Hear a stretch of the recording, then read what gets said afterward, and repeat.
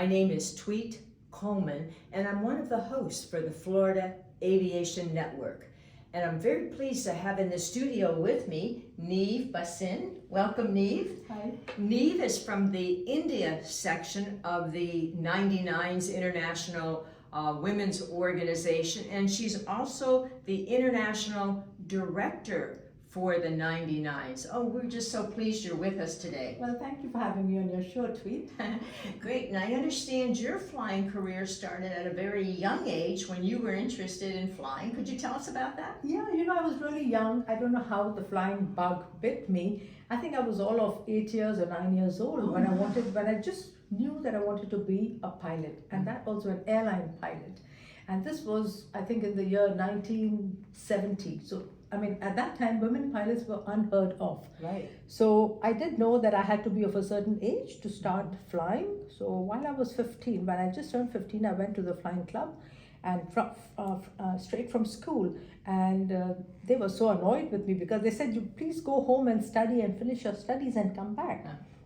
So I went to the next door gliding club, and over there the instructor was really compassionate. So he welcomed me and he said, "Well, you're even too young to start gliding, so why don't you take up aero modeling?" What is that? Aero modeling, building balsa wood aeroplanes, small models. Okay. So I started with that. You did that then? Okay, I did excellent, that. excellent. And then when I was just 1 month to turn 16, I went back to the gliding club. And no sooner had I turned 16, I got my first solo, and there I was flying in the skies. Wow, you so many years into flying. Yeah, so I think I've already completed 43, 44 years now. Wow, excellent. Yeah. Now I know that you were on this Boeing 787. That's one of your favorite airplanes, right? Absolutely. You not only was a first officer, you were a captain, you were a check airman, you train people how to fly. Tell us about that. Yeah, so my journey in Indian Airlines started off with the Fokker Friendship, then after Boeing 737, Airbus 300, 330, and then the 787. But I think I would really term the 787 to be my golden era in aviation, because I experienced, I brought the second Dreamliner from Charleston. I ferried it to India, and I became the first commercial airline pilot, woman pilot, to fly the 787 in the world. Oh. And I think it's a beautiful aircraft. The electronics, the air conditioning, the pressurization, I mean, everything about it is fantastic. New aeroplanes at that time, 2012.